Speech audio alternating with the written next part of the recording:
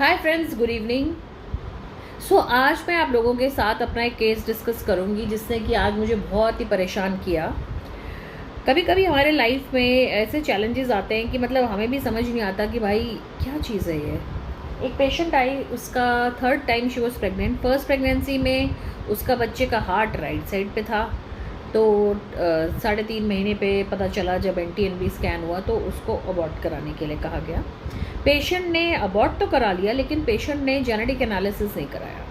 Second time she was pregnant, 5 weeks 6 weeks pregnancy के बाद spontaneously abort हो गया बच्चा, तो उसके बाद भी कुछ नहीं हुआ। भाई ग्रोइंग, उसने the reason was it was in growing, तो बच्चे को अबॉर्ट करना पड़ा। Third time now when she came to me she was pregnant and again there was a problem. क्या?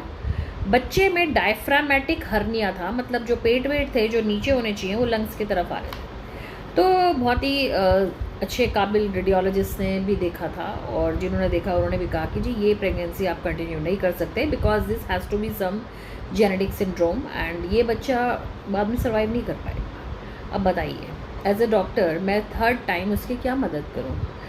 मतलब आप ये सोचिए कि कई बार हम टेस्ट को बड़ा इजीली ले लेते हैं। मैं समझती हूँ कि मेडिकल फील्ड फ्रेटर्निटी के टेस्ट जो है काफ़ी महंगे होते हैं, जैसे कि बच्चा अगर एबनॉर्मल है तो एक उसकी ऑटोप्सी होनी चाहिए थी, क्रोमोसोम एनालिसिस दोनों पेरेंट्स को होना चाहिए था। पहली बार आपने अवॉइड कर दिया, दूसरी बार भी अवॉइड कर दिया, तीसरी बार आप फिर वहाँ खड़े हैं। आप बताइए इसका जवाब डॉक्टर क्या देगा? I am also helpless. You will have to abort the baby. You will have to then go for autopsy. You will have to then go for a geneticist and then seek a counseling.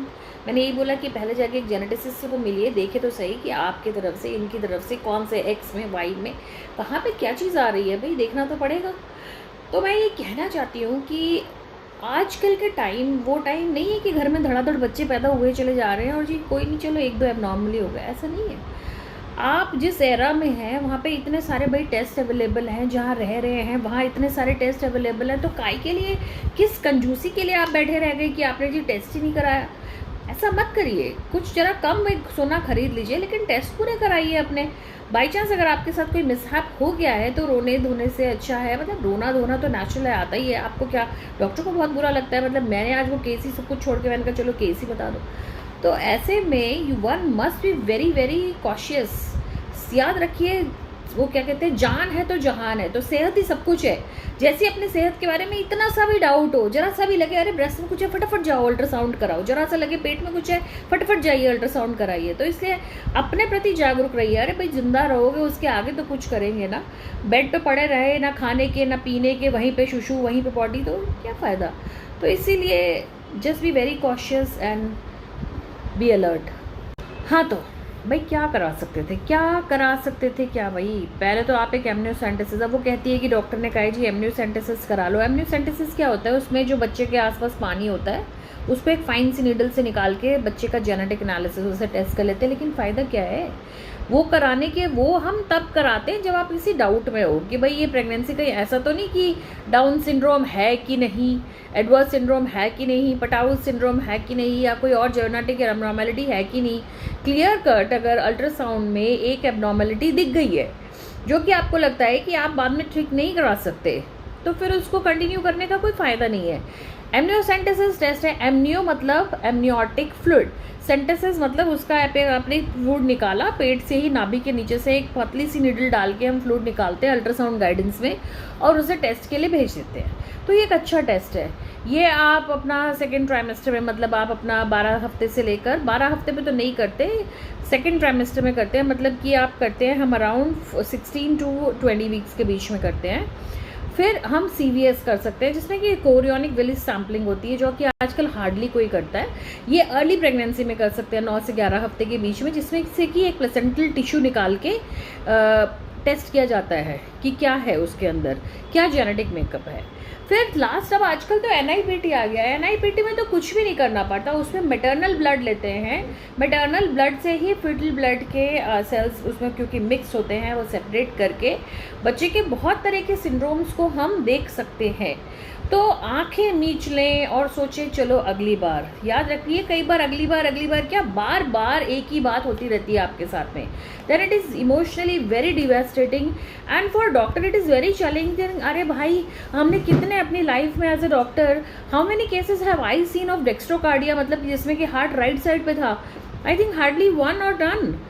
कितने ऐसे cases हैं जिसमें मैंने देखा कि diaphragmatic hernia था, I think 1 2, that's it. उसमें कि हम लोग जो ऑब्स्टेट्रिशियन गायनेकोलॉजिस्ट हैं वो ही नहीं जानती तो आपको क्या बताएंगे। तो इसलिए हम कहते हैं जेनेटिसिस्ट से मिलिए, वो सारे ये सिंड्रोम्स पढ़ के आए हैं, उनकी ये लाइन है कि वो ये देखें बताएं, या ये देखें कि इसमें क्या हो सकता है, ये देखें बताएं कि आप आगे क्या कर सकते हो, या ये बताएं कि कहीं ऐसा कोई आपके आपके आपके अंदर ऐसे कोई चीज़ आ रही है, ऐसे कोई क्रोमोसोम में डिसलोकेशन है, एबनॉर्मैलिटी है, जो भी है, कि आप बार बार करते जाओ तो बार बार यही आता जाएगा। कई बार होता है ऐसे।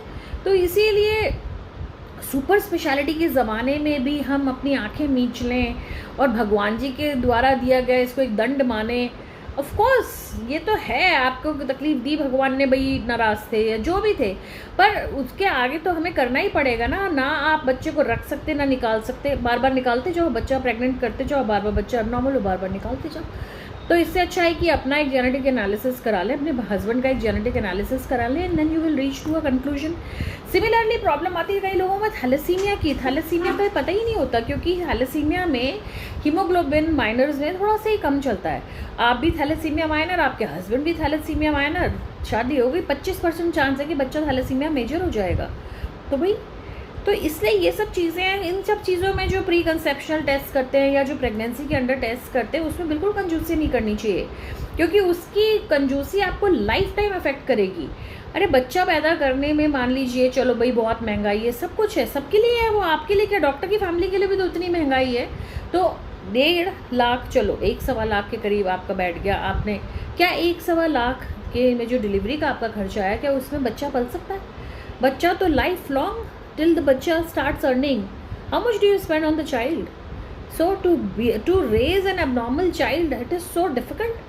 आपको पता ही नहीं, और फिर उसके बाद आपके बाद क्या होगा उस बच्चे का। तो इससे अच्छा तो ये है कि आप पहले ही पता लगा लें कि जी क्या प्रॉब्लम है, और बल्कि इसके लिए तो शुक्रगुजार होना चाहिए कि हम उस एज में आ पाए, हम वो एडवांसेस में आ पाए, जिसमें कि ये पता चल जाता है आजकल कि भाई ये तकलीफ़ थी और इसके कारण ये हुआ, ये आपके में जेनेटिक्स में प्रॉब्लम है, ये आपके क्रोमोसोम में प्रॉब्लम है, क्या सोल्यूशन है, कुछ सोल्यूशन है या है भी कि नहीं है, फिर हम क्या कर सकते हैं। तो ये सब बड़े चैलेंजेस हैं।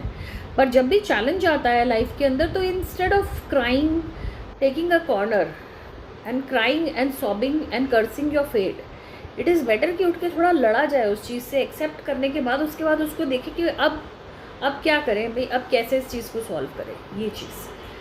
So I hope that whatever I have spoken is of some use to you.